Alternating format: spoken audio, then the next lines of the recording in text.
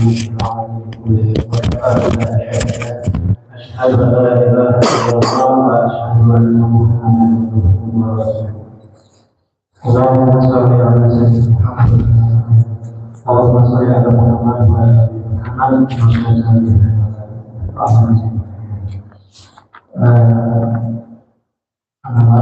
Pujian dan syukur kepada Allah Subhanahu wa Ta'ala. Alhamdulillah, senantiasa kita bersyukur kepada Allah Subhanahu wa Ta'ala dan diberikan oleh Allah iman, Islam serta dengan sehat walafiat. Alhamdulillah kita pada saat ini bisa bersama-sama bisa menunaikan kewajiban sholat subuh berjamaah di masjid yang kita terbaik. Insyaallah kita akan lanjut dengan menyimak, menghadiri, dan mengikuti kajian Ahad yang setiap pekannya kita laksanakan. Salawat dan salam semoga kemuliaan kita Rasul Muhammad Sallallahu Alaihi Wasallam, pada keluarga, sahabat serta umatnya insyaallah. Dan insyaallah berharap kita masuk ke dalam golongan iman Rasulullah SAW.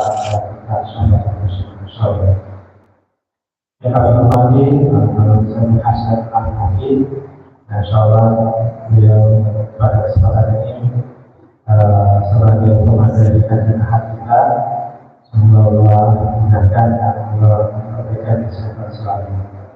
Yang kami hormati Ustaz Aminuddin MDK Ustaz SPD adalah bersama kita semua sholat subuh sudah mengimani kita insyaallah. Semoga sehat selalu ya Ustaz, dan bisa selalu berada di kita semua insyaallah. Kami hormati para kesepuhan 10 PKN Pak Jiwa di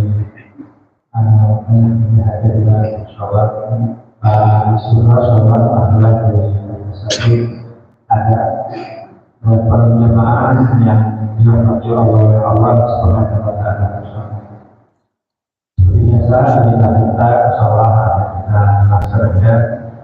Mungkin pada kesempatan ini masih ibu ya di Majelis Taklim lagi bertempat di Wisata Bogor. Ada tempat pengajian dari Islam bersama-sama. Kita insyaallah sama-sama dalam malam ini. Baik, mari jemaah teman-teman kita teruskan kajian pertemuan Ahad hari ini dengan membaca bersama-sama Al-Quran. Hadisnya waktu saya al-Fatihah. Bismillahirrahmanirrahim. Alhamdulillah Ar-Rahmanir-Rahim. Maliki yaumiddin. Iyyaka na'budu wa iyyaka nasta'in. Ihdinas siratal mustaqim. Siratal ladzina an'amta 'alaihim ghairil maghdubi 'alaihim waladdallin. Insyaallah pada ini diberikan kemuliaan, semoga Allah berkahi terutama keberkahan, semoga menjadi hujan yang berkah buat kita. Allah kabulkan segala niat-niat hajat kita. Insyaallah pertanyaannya mengingatkan insyaallah sekalian kita dipisahnya insyaallah. Mudah-mudahan segala doa kemudian tausiah yang disampaikan Allah berkahi. Angkatnya mari kita sama-sama mendengarkan dan simak kajian yang akan disampaikan oleh Ustaz Hasan Al-Hafid. Waktu yang tepat kami persilakan.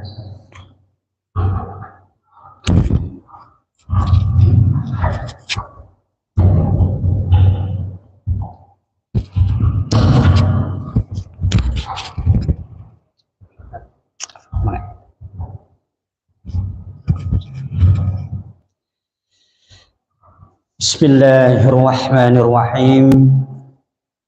Assalamualaikum warahmatullahi wabarakatuh.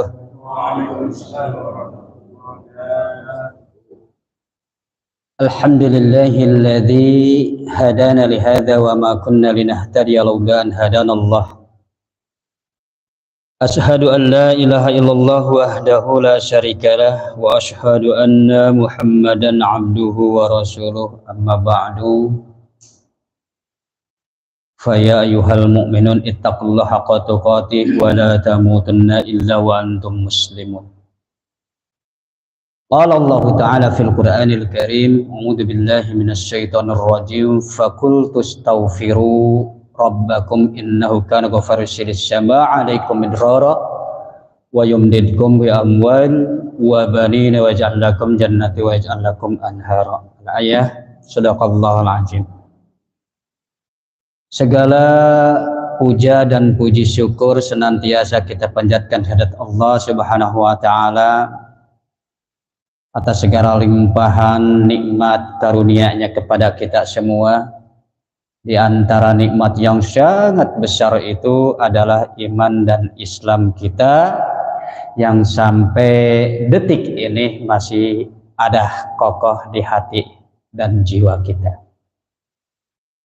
Sebab banyak sekali orang-orang yang mendapatkan nikmat Allah yang sekian banyak, tetapi kadang justru kurang bersyukur terhadap nikmat iman dan nikmat Islam.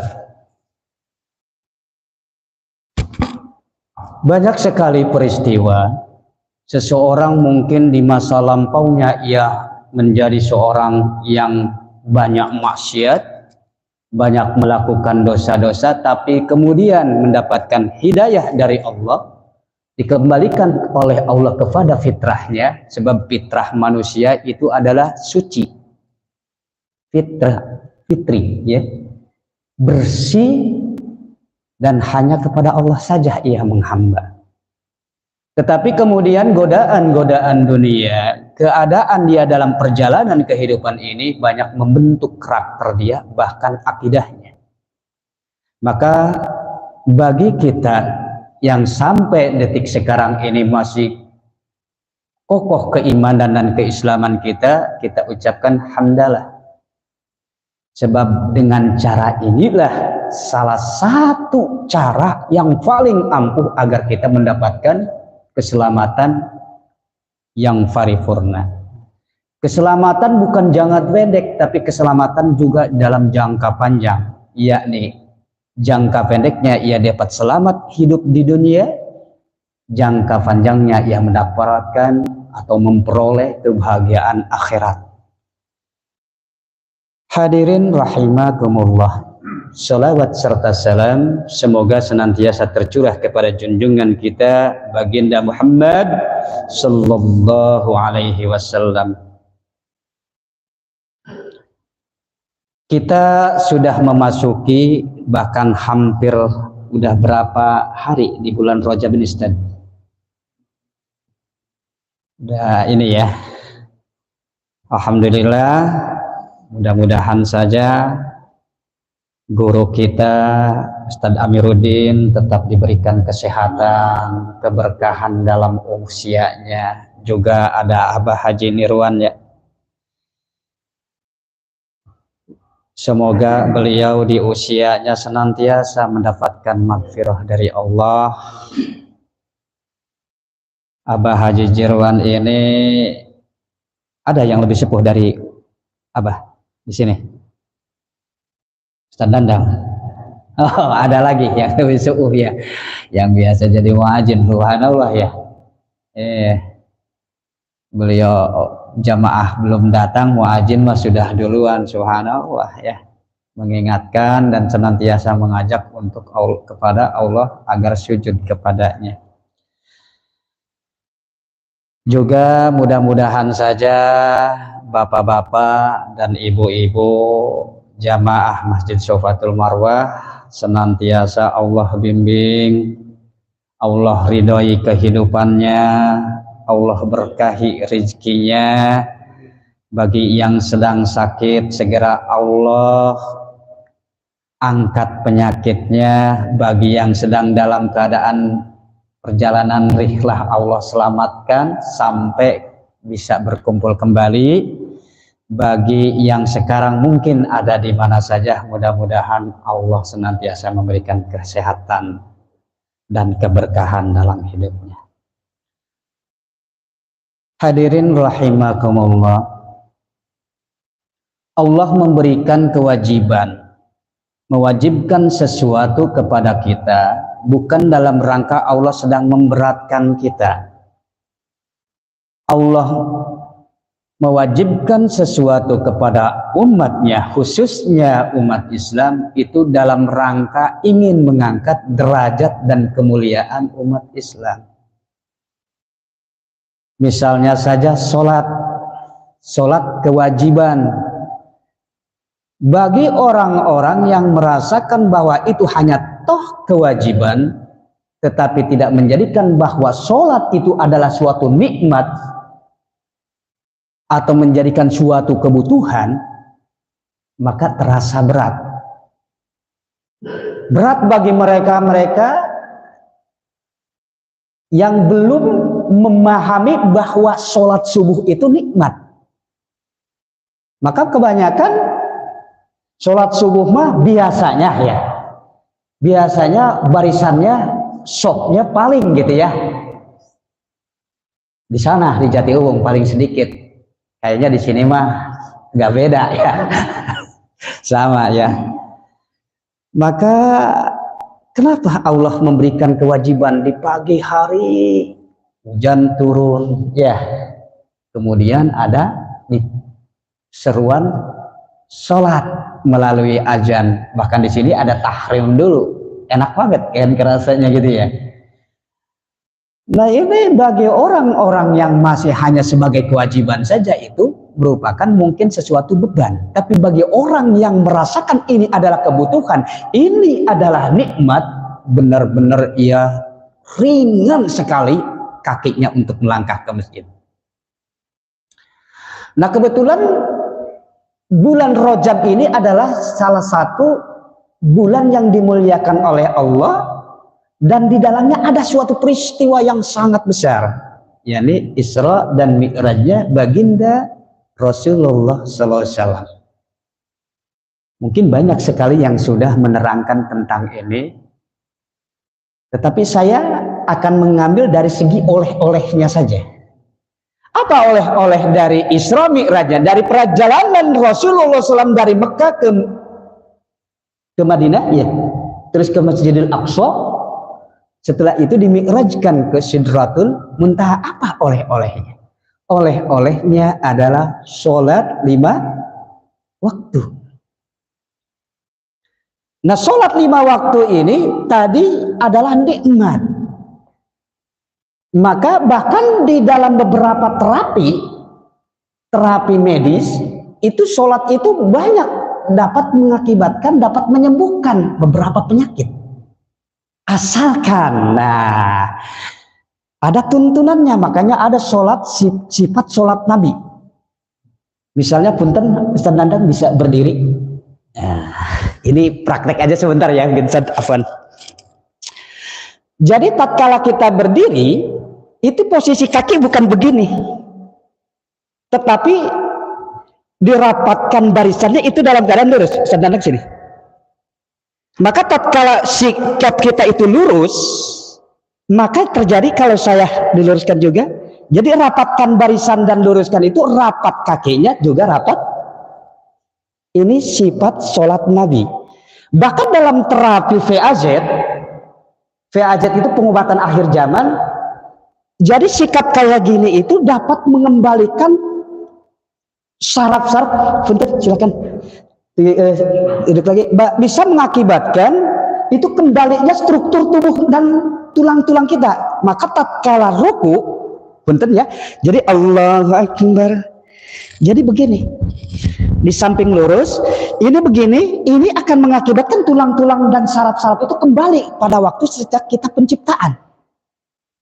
Makanya kalau nanti Bapak suatu saat terapi aja, biasanya salah satu gerakannya harus begini. Maka tatkala sholat, dia bener, tumitnya ngadu, ininya ngadu, saling bersentuhan dengan temannya, ininya juga bersentuhan, dan ini ternyata banyak, bahkan ruku itu dari segi medis juga banyak juga untuk menyembuhkan penyakit. Sujud misalnya dalam rangka untuk menyembuhkan depresi, bahkan penyakit stroke. Wallahu a'lam bishawab. Nah, sholat ini adalah kalau dari segi ini aja sudah nikmatnya luar biasa. Ada lagi, kenapa kita subuh-subuh di mana udara masih sangat bersih, kemudian ada as-salatu khairum minan naum, dipanggil, ada diberikan kita nasihat, kita diberikan peringatan, bangunlah. Sholat lebih baik daripada tidur. Cuma naumnya jangan as-salatu khairum minan naum. Ya tidurlah kepanjangan ntarnya gitu ya. Jadi, nah ini luar biasa. Saya sering sekali dalam tabligh mengatakan bahwa, bahkan dulu pernah saya di sini juga menerangkan, sholat itu adalah suatu peringatan agar kita selamat dari terbakarnya api neraka. Saat kita di lingkungan kita tiba-tiba jam 3:30, jam 3:30, bahkan di Banten kadang-kadang jam 3 sudah azan ya. Maksudnya untuk membangunkan, bukan sudah waktunya sholat. Jadi di daerah Ciomas itu masih ada, Ustaz. Kalau lagi nginep ke sana, kok jam 3 udah azan di sini gitu ya. Itu maksudnya bukan azan sudah masuknya waktu sholat, tetapi siap-siap gitu. Sebab waktu-waktu tersebut tatkala kita bangun itu menyehatkan, udara masih bersih. Insya Allah kita juga pikiran kita masih bersih. Apalagi malamnya kita tidurnya juga berdoa. Kita sudah membersihkan hati kita sebelum tidur agar tidak ada lagi sifat hasad, agar tidak ada lagi sifat kesel, iri, dengki, sampai kebencian. Maka tatkala kemudian kita bangun menjelang subuh, bahkan sholat 2 rakaat pada waktu itu lebih baik dari dunia serta seisinya. Maka seorang muslim itu sebenarnya potensi untuk menjadi kayanya paling kaya. Sebab kekayaannya itu melebihi yang ada di langit dan yang ada di bumi. Dunia serta seisinya itu lebih. Nah, maka kemudian oleh-oleh ini kenapa menjadi suatu yang sangat dahsyat, sampai perintahnya itu tidak lagi melalui malaikat Jibril selaku yang menyampaikan wahyu, tetapi langsung perintah ini datangnya dari Allah Subhanahu wa ta'ala dan di tempat yang sangat mulia dan sangat tinggi. Berarti sholat ini kedudukannya sangat tinggi. Bahkan dalam salah satu hadis riwayat An-Nasai dan At-Tirmizi, inna awwala ma yuhasabu bihil abdu yauma al-qiyamati min amalihi sholatuhu fa in sahhat faqad aflaha wa anjaha wa in fasadat faqad khabara wa khasira. Yang pertama-tama dipertanyakan atau diperhitungkan terhadap seorang hamba pada hari kiamat nanti adalah dari amal perbuatannya, yakni tentang sholatnya. Apabila sholatnya baik, maka ia beruntung dan sukses. Tapi apabila sholatnya buruk, maka dia kecewa dan merugi. Inna sholata tanha anil fahsya'i wal munkar. Sesungguhnya sholat itu dapat mencegah diri kita, hati kita, jiwa kita dari perbuatan keji dan munkar. Tapi kenapa kita masih lihat orang yang terlihat sholat tetapi kata-katanya masih kasar? Orang yang sering sholat, yang sering sujud, tapi terhadap hartanya masih pelit mengeluarkan. Orang yang sering sujud kepada Allah melakukan sholat 5 waktu, tetapi ternyata akhlaknya masih akhlak yang buruk. Bahkan ada beberapa yang mungkin sudah melakukan sholat, tetapi tatkala ia mendapatkan suatu jabatan, ia melakukan korupsi. Ia melakukan kejahatan-kejahatan yang lainnya, mengadu domba dan ambisi dunia yang sangat besar. Lantas apakah ayat inna sholata tanha anil fahsya'i wal munkar, benarkah bahwa sholat itu mampu mencegah seseorang dari perbuatan keji dan mungkar? Bagaimana mereka sholat tapi masih melakukan kejahatan? Berarti ada sesuatu tentang sholatnya. Mungkin dari niatnya, mungkin dari gerakannya, mungkin dari hatinya. Maka perbaiki. Sebab ada pasti jaminan orang-orang yang masuk ke masjid, kemudian dia taubat, kemudian ia sujud, ia rukuk, menjamin bahwa orang itu hatinya akan bersih. Maka tatkala kita setelah sholat, tapi setelah sholat kemudian kita masih ada perasaan benci, masih ada perasaan dengki, masih ada kebencian di hati kita, berarti perbaiki lagi sholatnya. Sebab tatkala seseorang Allahu Akbar subhana rabbiyal a'la wa bihamdi, Allah itu maha tinggi dan maha terpuji. Kita adalah makhluk yang lemah, tidak berhak sombong. Tatkala ia sujud, ia merendahkan diri sujudnya bahwa ia adalah hamba yang sangat lembah, menandakan bahwa ia tidak perlu sombong, ia tidak perlu lagi, tidak berhak lagi memakaikan bahwa dia adalah orang yang mulia, yang kebetulan Allah misalnya mengkaruniakan dia sebagai seorang yang pintar, orang yang pandai, orang yang mempunyai kekayaan yang lebih dari orang lain. Tapi setelah ia sujud, semestinya ia merasakan bahwa dirinya bukan apa-apa di hadapan Allah. Maka banyak ayat. Ada beberapa ayat diantaranya Allah memberikan kemuliaan memberikan kekayaan kepada seseorang, tetapi tidak dibarengi dengan kemuliaan, tetapi di situ ada peringatan. Qulillahumma malikal mulki tu'til mulka man tasya wa tanji'ul mimma tasya. Itu nanti ini kembali lah terjemah dan tafsirnya, direnungkan kembali ayat itu. Setiap Allah memberikan jabatan, tentunya di situ bukan Allah memberikan di situ kemuliaan tersebut, kemudian memberikan suatu kekayaan, memberikan suatu kekuasaan dibarengi dengan kemuliaan, tidak, dibarengi dengan ancaman. Agar apa? Agar seseorang tatkala Allah angkat, tatkala ia mendapatkan amanah dari masyarakat, ia akan kembali takut kepada Allah Subhanahu wa taala.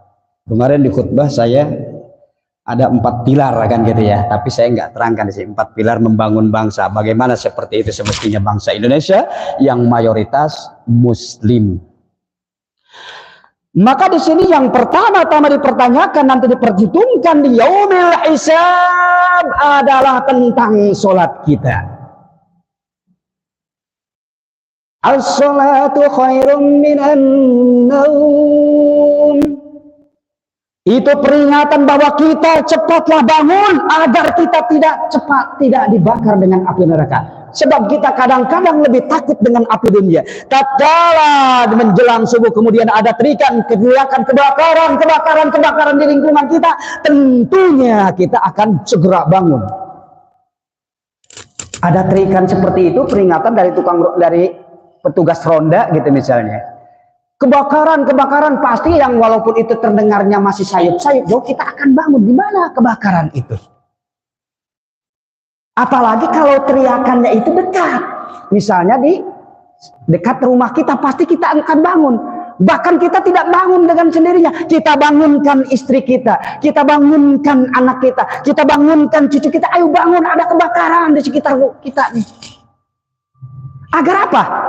Takutnya kebakaran itu kemudian merembet ke rumah kita. Kalau kita tidak bangun, kita terbakar api dunia. Maka tatkala ada as-shalah hayya 'alas shalah hayya 'alal falah. Maka di situ peringatan, sama-sama tadi peringatkan, kita lebih takut mana? Apakah kita lebih takut terbakar api dunia? Apa kita lebih takut apabila diri kita terbakar api neraka yang puluhan kali lipat dari api dunia? Setitik saja kata keterangan api neraka itu turun ke dunia, maka seluruh dunia ini akan hangus terbakar. Itu peringatan, dua-duanya peringatan, agar yang pertama agar kita jangan sampai terbakar api dunia, teriakan dari petugas ronda. Sedangkan kalimat azan adalah peringatan kepada kita agar segera bangun, segera ke air, bangunkan anak, bangunkan istri, bangunkan cucu. Ada panggilan yang merupakan panggilan untuk kita mendapatkan kemuliaan. Maka besok mah kalau umpama ini diterapkan masing-masing dari keluarga kita, insya Allah sholat subuh di sini kayaknya nggak buat lagi seperti sholat Jumat. Islam itu katanya akan mendapatkan kemenangan apabila sholat subuhnya persis dengan sama sholat Jumat. Nah, kalau kita masih dalam satu shop, ini berarti kemenangan kayaknya masih jauh nih ya. Siapa yang harusnya meraih itu kemenangan? Kita, mulai dari keluarga kita. Nak, bangun. Mah, bangun. Nak, bangun, cucu kita, menantu kita, semuanya dibangunkan. Udah azan. Laki-laki ke masjid tuh. Saya kemarin sudah janji sama Ustadz Nandang juga di grup, saya akan menceritakan pengalaman-pengalaman nyata tentang orang yang meninggal dalam keadaan sujud. Dan kebetulan ini Ustadz ada di daerah saya. Makanya tadi Ustadz Nandang saya katanya Nur Hasan Al-Mauki, berarti saya orang Mau, cuma tepatnya di Jatiwaringin. Nah, kebetulan di daerah saya ada beberapa peristiwa yang menakjubkan. Ada seorang laki-laki usianya dengan saya mungkin sekitar 10 tahun lebih senior beliau gitu. 10 tahun lebih. Beliau itu pendidikannya cuma lulusan sekolah dasar, Ustaz. Di sana pengajian juga tidak begitu ramai seperti di perkotaan. Tetapi kebiasaan beliau itu satu di antaranya, misalnya sekarang sholat subuh jam berapa, Ustaz? 4.35. Dia setengah 4 sudah sampai. Paling lambat dia jam 4 sudah datang ke masjid. Dan itu dilakukan oleh beliau. Beliau orangnya bisa baca Quran, ya orang kampung rata-rata bisa baca Quran. Bisa baca Quran, tetapi tidak seperti banyak hafalan yang enggak, biasa aja. Jadi di masyarakat itu dari segi status sosial, penilaian masyarakat, dia masyarakat yang biasa, bahkan tergolong masyarakat yang fakir. Sebab usahanya cuma bertani, itu pun bukan sawah sendiri, kuli. Saya ingat beliau sampai sekarang wajahnya masih terbayang, padahal sudah lebih dari 20 tahun yang lalu, 25 tahun yang lalu. Badannya tinggi, kurus, tetapi selama saya bergaul dengan beliau, saya belum pernah mendengar beliau ada kata-kata kasar. Ngebentak aja, dari orangnya agak pendiam memang. Tetapi salah satu disiplinnya, iya, paling lambat itu jam 15 menit sebelum azan sudah ada. Berarti ia sudah sholat qiyamul lail, udah sholat kafaratul majlis, bahkan sholat tahiyatul masjid, terus juga sholat sunnah yang lainnya, qiyamul lail. Setelah itu juga zikir. Setelah kemudian datang biasanya muadzin 10 menit atau 15 menit kemudian dia sudah ada paling duluan. Dan saya memang menyarankan bahwa masjid itu ada suatu tempat-tempat gitu yang kira-kira tidak dikunci gitu. Kecuali ininya ya, yang dalamnya mungkin, terutama sekali untuk MCK-nya jangan pernah dikunci, sebab itu adalah kesempatan kita untuk memperoleh pahala yang luar biasa tatkala kita sedang tidur. Nah, beliau ini Sholat terus. Dan kemudian beberapa tahun kemudian Allah memberikan ujiannya kelumpuhan. Tidak bisa jalan, lumpuh kakinya. Dan anaknya sudah berangkat dewasa lagi, sekitar umur 20-an dah anaknya. Dan dia selalu minta ke anaknya, tolong saya antar pakai sepeda. Nah, antar saya ke masjid. Jadi misalnya Johor, ya namanya petani yang nggak seperti orang kantoran gitu. Jam 11 juga sudah ada. Sebab jam setengah 11 sudah pada pulang, jam 11 paling lambat.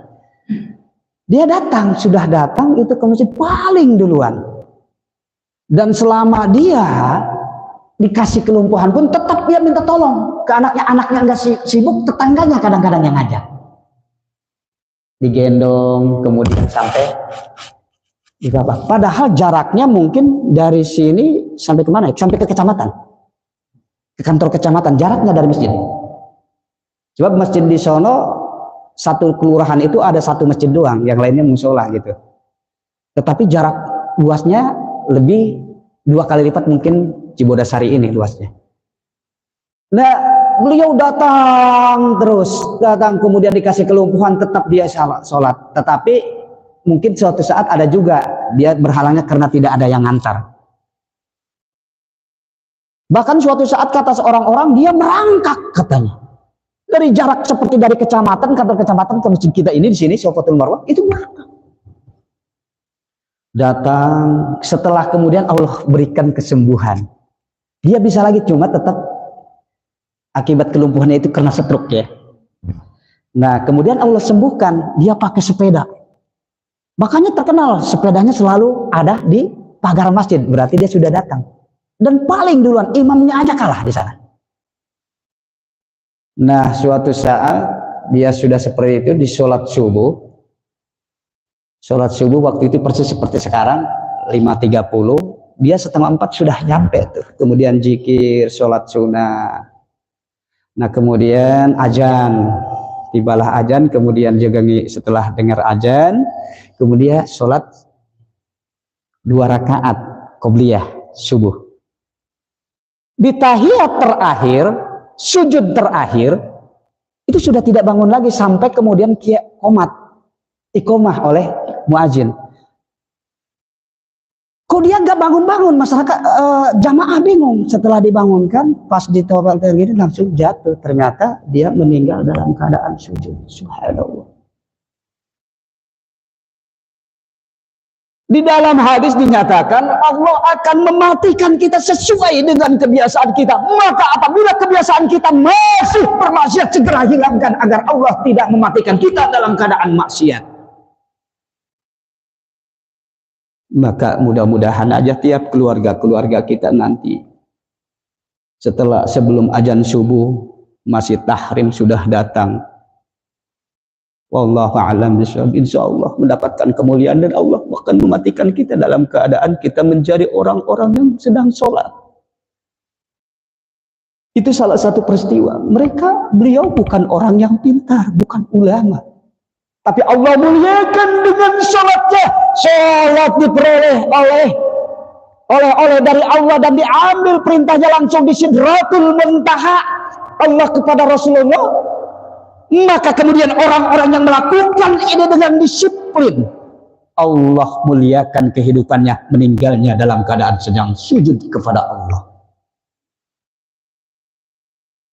Jarak dari rumah saya dia sekitar 300 meter. Setelah itu sebulan kemudian ada lagi seorang profesinya sebagai penjahit. Usianya sama, satu angkatan itu dengan beliau tadi. Beliau itu keluarganya punya musola. Jadi di musola itu dibagi tuh, sholat isya imamnya siapa, sholat asar si B, sholat isya maghribnya si C, terus saja. Dan dia kebetulan rutin sebagai imam sholat isya. Nah, suatu saat di sholat subuh dia minta kepada imam, sholat isya nanti tolong diimamin ya, tapi saya pengen mengimami Kita tukeran, saya pengen jadi imam sholat subuh katanya. Orangnya sama, pendiam juga, sederhana, nggak banyak ngomong. Ternyata di sujud terakhir pun beliau begitu juga, tidak bangun-bangun lagi. Ternyata dia dijemput oleh malaikatul maut dalam keadaan sujud. Ternyata banyak orang-orang yang muliakan di akhir hayatnya tidak menyandang predikat sebagai seorang ustadz, tidak berstatus sosialnya sebagai suatu pejabat, tidak terkenal dia dengan dermawan, kalau banyak hartanya, enggak, dia orang miskin, orang fakir, tetapi kedisiplinan tentang sholatnya luar biasa, sehingga Allah kemudian mematikan dia, mengambil dia, memanggil dia dalam keadaan sedang sujud. Subhanallah. Pertanyaannya ke kita, bisakah kita meninggal dalam keadaan sedang berserah diri kepada Allah? Maka apabila kita punya cita-cita tersebut, jadikan sholat ini bukan lagi sekedar kewajiban, tetapi merupakan suatu nikmat yang sangat besar, merupakan suatu kebutuhan. Nah, kalau sekarang kita misalnya belum berhasil menjadikan diri kita adalah orang yang butuh tentang sholat, sebab Allah pun tidak butuh tentang kita, kitalah yang butuh Allah, maka insya Allah kita nanti akan mendapatkan kenikmatan yang sebenarnya. Bagaimana nikmatnya sujud, nikmatnya Fatihah, nikmatnya ruku. Kalau kita sampai sekarang belum merasakan nikmatnya ruku, nikmatnya sujud, terus perbaiki gerakannya, perbaiki bacaannya, perbaiki niatnya. Khusyuk bukan tidak dengar apa-apa, tapi khusyuk adalah fokus. Salah satunya adalah fokus. Suatu saat Ali bin Abi Thalib pernah, Ali, kamu mau sorban enggak? Katanya. Mau, wahai Rasulullah. Kalau begitu kamu sholatlah dengan khusyuk, 2 rakaat sholat dengan khusyuk, maka akan saya kasih sorban. Akhirnya Ali bin Abi Thalib tuh waktu itu masih balik ya. Allahu Akbar, sholat sunnah tuh. Setelah Assalamualaikum warahmatullahi wabarakatuh, Assalamualaikum warahmatullahi wabarakatuh, oleh Rasulullah ditanya, Ali pengen warna apa? Ali langsung jawab, hijau ya Rasulullah. Berarti dari tadi sholatnya mikirin sorban. Kita sering sekali pada waktu sholat, langsung di sholat itu tadinya belum ingat tentang janji kita mau kondangan, ingat.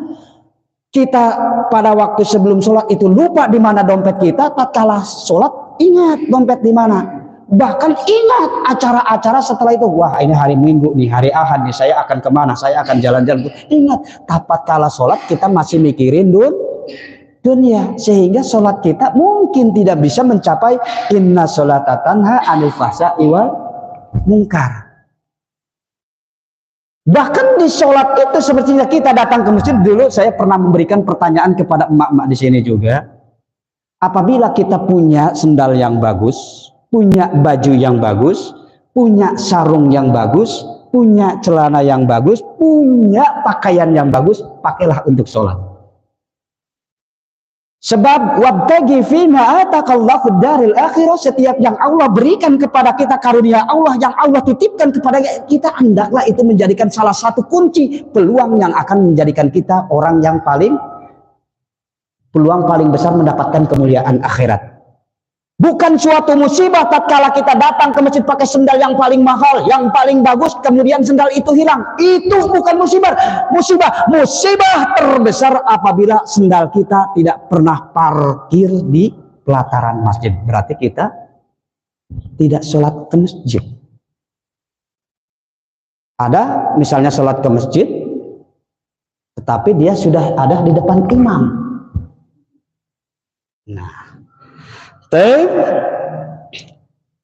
bahkan di dalam hadis yang lain, aqrabu ma yakunu abdu min rabbih wa huwa sajidun fa aktsirud du'a. Paling dekat seorang hamba kepada Rabbnya adalah ketika ia bersujud, maka banyaklah berdoa. Jadi ada beberapa peristiwa, ada waktu-waktu yang doa itu mustajab. Tadi Ustaz Nandang subuh ini katanya kita hujan. Maka saya awali ayat tadi di pembukaan, istaghfiru rabbakum innahu kana ghaffarun syama alaikum midrara wa yumdidkum bi amwal wa banin wa yaj'al lakum jannati wa yaj'al lakum anhara. Mohon ampunlah kalian kepada Allah. Sesungguhnya Allah Maha Pengampun. Yursilis sama'a alaikum midrara. Allah akan memberikan kamu, akan menurunkan kepada kalian hujan yang deras tapi teratur. Hujan yang tidak menimbulkan malapetaka, tapi hujan rahmat. Ada beberapa Ustadz Khalid Basalamah juga pernah menerangkan, bahkan Abu Yahya juga pernah menerangkan, apabila ada hujan kemudian kita jangan takut, juga jangan menakuti. Wah hujan, anak-anak cepat, jangan hujan-hujanan nanti sakit, ya kan gitu ya. Bahkan tatkala kita pakai motor, tatkala hujan langsung ngeberebet kenceng kan gitu ya. Itu salah. Yakin kita bahwa hujan itu adalah rahmat?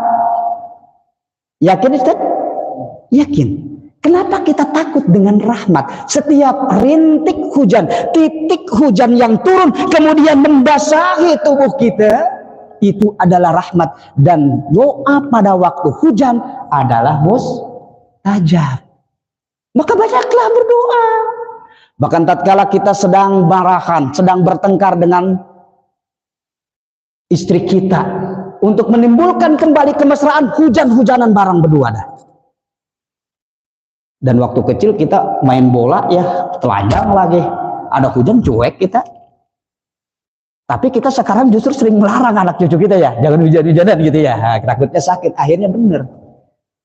Padahal itu hujan itu adalah air keberkahan dari langit. Maka jadilah kita harus jadi orang-orang yang kuat, yakin bahwa hujan ini. Tapi kalau memang mau ada kepentingan, takutnya ini mau basah dan sebagainya, nggak salah gitu. Dalam artinya waktu hujan silakan kalau mau berteduh, tetapi kalau umpam itu jangan sampai kita takut dengan air hujan. Bukan suruh hujan-hujanan. Oh Ustaz katanya nyuruh hujan-hujanan, kalau hujan enggak. Maksudnya jangan takut dengan air hujan, apalagi naik pakai kendaraan. Kalau mau menepi silakan, tetapi kemudian jangan sampai hujan kemudian gasnya dikencengin, timbul kecelakaan bisa, atau bisa mencelakakan orang lain. Nah, maka dengan sholat ini kemudian Allah banyak sekali memuliakan, dan Allah memberikan kewajiban ini dalam rangka agar kita menjadi mulia di hadapannya, bukan dalam rangka Allah sedang memberikan beban kepada kita sehingga kita kesulitan untuk menjalani hidup. Orang-orang ahli sujud insya Allah tidak pernah resah dengan kehidupan. Apabila di subuh ini kemudian kita masih, saya akan mendapatkan rezeki apa, saya pengen ini belum ini, sholat yang benar. Di sujud itu kita banyak berdoa. Dan salah satu doa yang makbul adalah setelah sholat wajib. Nah, waktu-waktu yang seperti ini, maka tadi yursilis sama alaikum midrara wa yumdidkum bi amwal. Setelah Allah menurunkan hujan yang deras dan teratur, Allah akan memberikan kita banyak harta. Apa hubungannya hujan dengan banyak harta? Kalau dunia ini kemudian bumi ini kering kemudian tidak ada hujan, maka tidak akan lagi ada lagi kesuburan. Pertanian akan hancur. Air di dalam tanah juga tidak akan terisi lagi. Maka kemudian juga di ayat ini wa yumdidkum bi amwal wa banina wa yaj'al lakum jannati wa yaj'al lakum anhara. Bahkan kata Allah, akan aku perbanyak kamu anak dan keturunan. Maka kalau mau nikahin deh, musim hujan deh, nikahin anak deh. Insya Allah cepat banyak cucunya dah ya. Dan insya Allah berkah.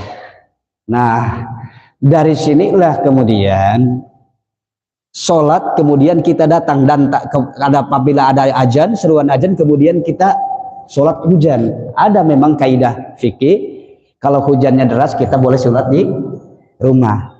Bagaimana kalau umpama kita langsung terobos saja? Good, bagus. Sebab apa? Kalau kita menunaikan kewajiban kita ingin datang kepada Allah kemudian ada rintangan, insya Allah akan menambah derajat kita. Kalau hidup misalnya tidak ada tantangan, kemudian juga kemuliaan juga susah untuk didapat. Hadirin rahimakumullah. Maka mudah-mudahan dengan sholat ini, kebetulan kajian pagi ini ada tentang sholat aja, sebab oleh-oleh dari Isra Mi'raj itu ya. Saya tidak banyak untuk ini yang nerangkan yang lainnya. Maka mudah-mudahan saja bagi kita yang sudah merupakan orang-orang yang butuh dengan sholat, yang sudah menjadikan kita sebagai ahli-ahli sujud, mudah-mudahan Allah nanti memanggil kita dengan panggilan yang sangat indah, ya ayyatuhan nafsul mutmainnah irji'i ila rabbiki radiyatan mardiyah fadkhuli fi ibadi wadkhuli jannati. Semoga Allah nanti di akhir hayat kita sudah memasuki tahun 2024, semestinya kita tidak gembira, tapi kita semestinya bersih, bermuhasabah. Allah sudah mulai mengurangi jatah hidup kita. Apakah selama ini di tahun 2023, apakah hidup kita, usia kita penuh dengan berkah atau usia kita penuh dengan maksiat? Maka mudah-mudahan saja di bulan Rajab ini kita banyak sholawat, banyak zikir, banyak sedekah, juga puasa dan yang lainnya. Mudah-mudahan Allah nanti menyampaikan kita kepada bulan Ramadan yang mulia. Demikianlah kajian kita pada pagi ini. Mudah-mudahan saja kita sepuat tenaga menjadikan bahwa sholat adalah salah satu, tidak lagi menyatakan bahwa sholat itu beban, tetapi adalah nikmat yang sangat besar, karunia yang luar biasa, sehingga mudah-mudahan Allah tatkala memanggil kita dalam keadaan kita sedang sujud pasrah kepadanya. Hadanallahu wa iyyakum ajmain, billahi taufiq wal hidayah. Wassalamualaikum warahmatullahi wabarakatuh. Waalaikumsalam.